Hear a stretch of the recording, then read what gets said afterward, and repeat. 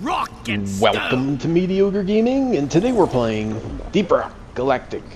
Well, good morning, good afternoon, and good evening. Yeah! I'm Zarel. Let's get to it.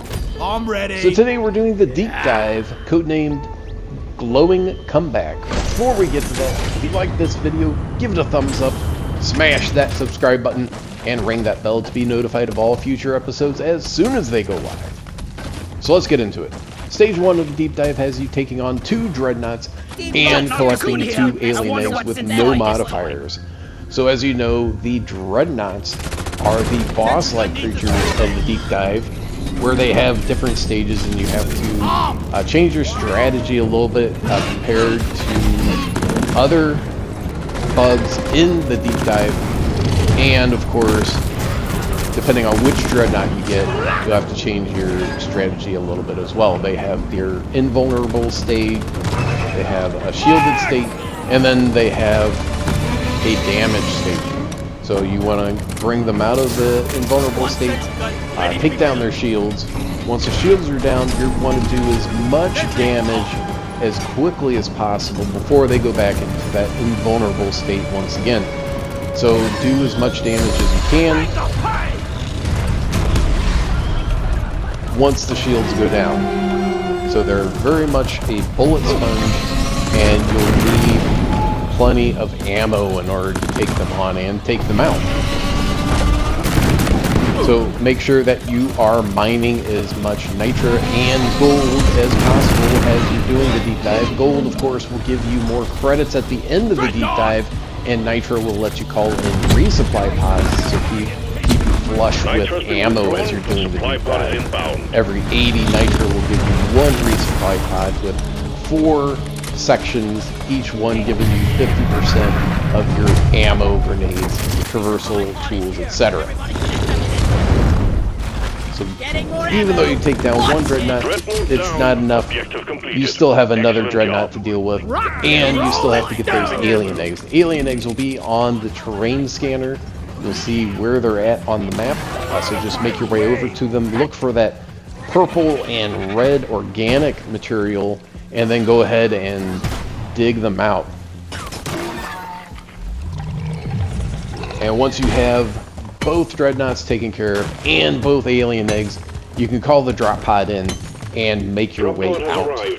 Now this is a good time to point out that the Deep Dive is a 3-stage raid-like environment where you can play solo with your buddy Bosco or with up to 3 other players, either match-made or pre-made. It's up to you how you want to play. You can completely do the Deep Dive solo.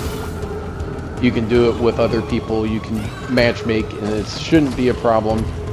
You have to promote a dwarf before you can do the Deep Dive, so everyone that's doing the Deep Dive should have experience in what to do in these different situations and playing with other dwarves.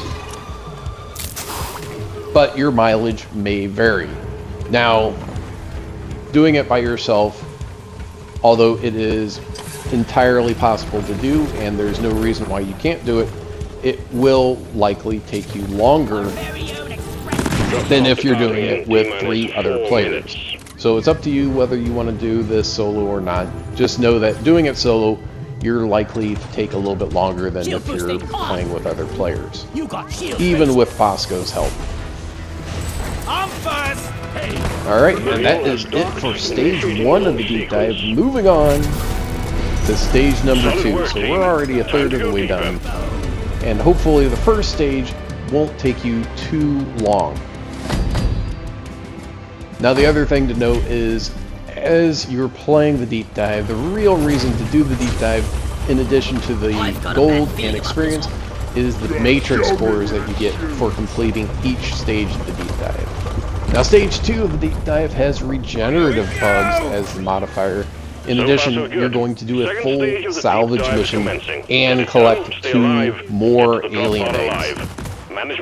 So as we said before, the alien eggs, they'll be on the terrain scanner, and you just look for the purple and red on the sides of the wall. Once you see it, there'll be kind of a pulsing red light. Just dig towards that red light, and that's where the egg's going to be. Get the egg, put it in the mule, and then carry on. Now, one of the things that you should know is that every time you grab an egg, there is, or dislodge it from the wall, there is a chance that you are going to spawn a swarm. Now, in addition to the timed swarms, there is a chance, I would say about 50% chance for each egg that you pull, that will, of course, trigger that swarm. And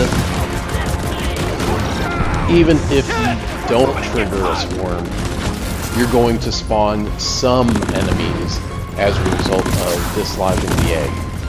So it's not when you grab the egg, but it's when you dislodge it from the wall and you have that deep groan as a result.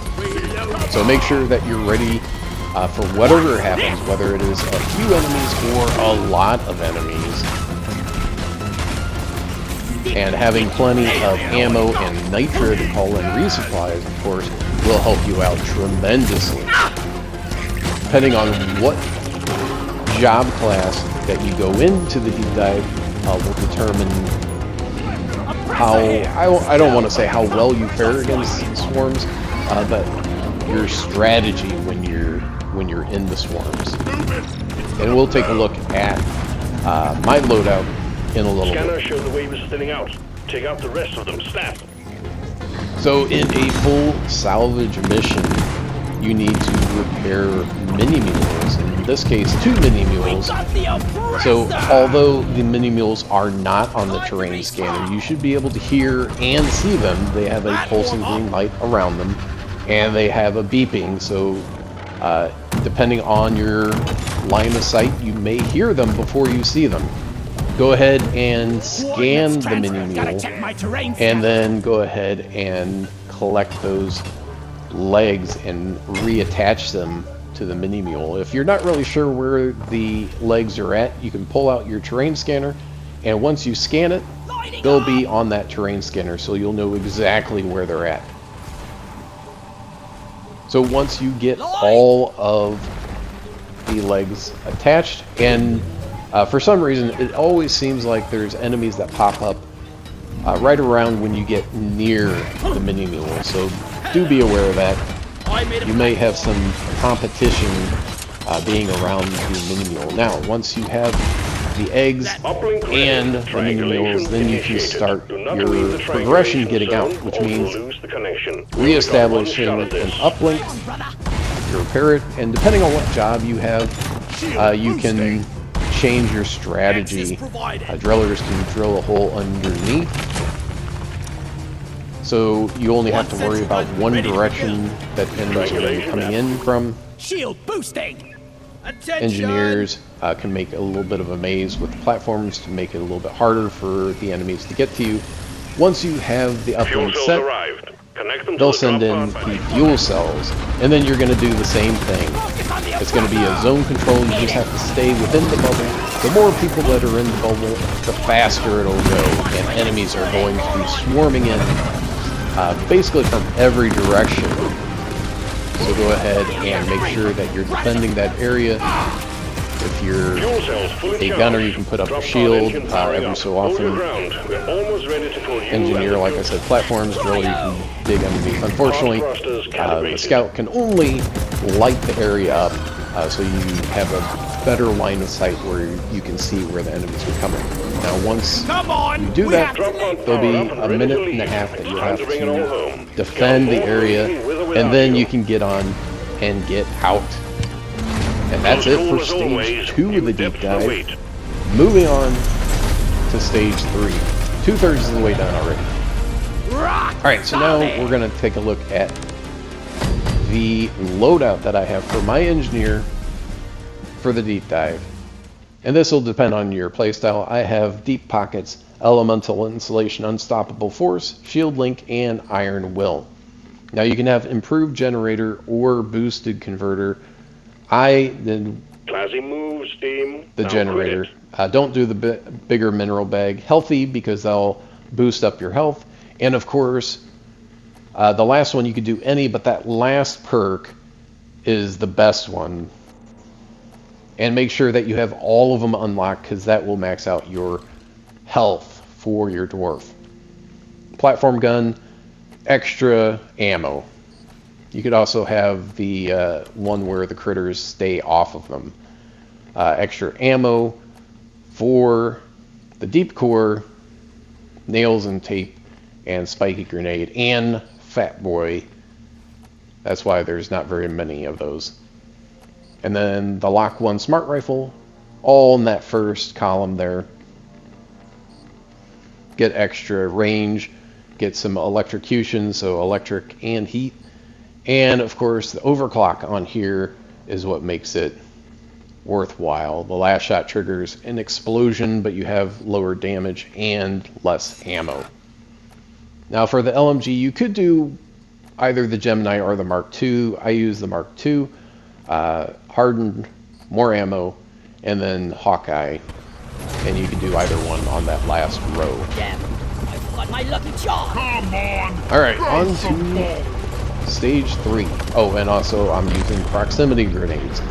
Time to collect your paycheck. It's good for zone control, which of course you saw in the last Minus, stage. you've done very well so Now far. stage 3 has elite Judging threats from these as readings I've the met, modifier, you'll make it 2 through stage dreadnoughts 3. and 2 But we'll mini see. mules, so you You don't have surprised a me full before. salvage Eyes on your mission this objectives. time, Let's get it done. unlike the last one. Elite threats are special bugs that show up that are more similar to dreadnoughts than their counterpart. Dreadnoughts, of course, you can see on the train scanner, and we've already gone through that. You want to go and get them out of their invulnerable state as quickly as possible. Do as much damage when they are in the damaged state as quickly as possible. With the Lacerator and Arbalest, you need to keep the damage on both of them to be pretty close to each other, otherwise one will heal the other. This. Once you're down to one, take them out. No big deal. So Elite Threats is basically you have random bugs that show up that are going to be faster, do more damage, and are more of a bullet sponge.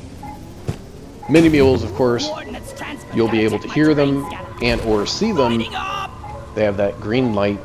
You can scan them, so you can see on the train scanner where the legs are at. Go ahead and reattach those legs, and then repair the mini mule. Now once you take care of both dreadnoughts and both mini mules, and of course defending yourself from the bugs as you're doing it, then you're ready to get out. Now I would recommend that when you're doing the deep dive, go ahead and grab that whatever the special brew is, because that will give you an advantage in each of the 3 stages of the deep dive. Nitro's been withdrawn. Now I do want to point out Supply at this pod point inbound. that I need the damn mine everything cart. carries over Where is from it? one stage New to the next. operational. That Well done. includes your nitra, your All gold, objectives but also completed. your Hit the health, button on the your mule when ammo, you're ready, your and we'll pick grenades, you up. traversal tools, etc.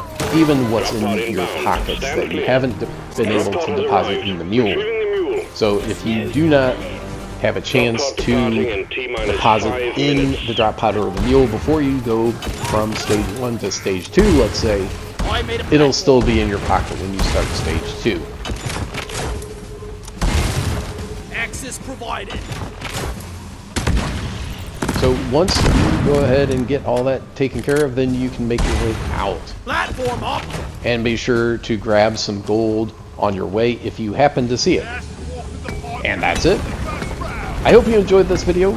Be sure to check us out on social media, and thank you for liking, commenting, and subscribing. And we'll see you next time. Platform's nice.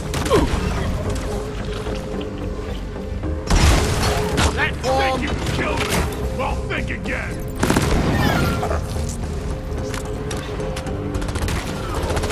Never felt better.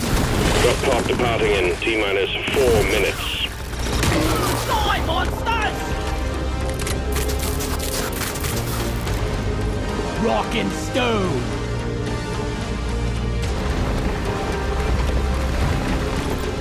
We better hurry. You're a stain on the floor.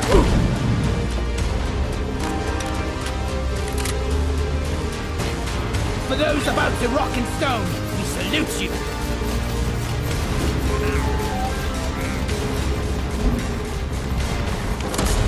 The drop pod is a true workhorse. The mule is secured. Initiating launch sequence. Ebrock Galactic thanks you for your good work. Drop pod will leave with or without you. Resupply ordered. Supply pod launched. Better stand back. My part. Drop pod departing in T-minus 3 minutes. Resupply pod is here. Everybody collect ammunition. Ammo taken. Smooth. Feeling much better now.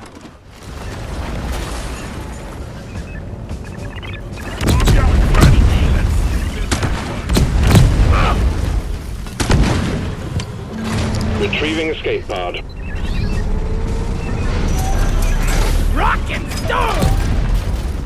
Rock and stone in the Rock and stone, yeah!